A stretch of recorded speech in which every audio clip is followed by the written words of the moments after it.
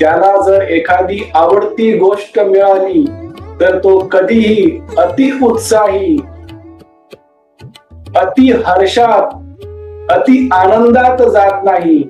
आणि जर नावडती गोष्ट मिळाली तर कधीही दुःखात, दयनीय अवस्थेत, अस्थिर अशांत अवस्थेत किंवा उद्विग्न होत नाही अर्जुना.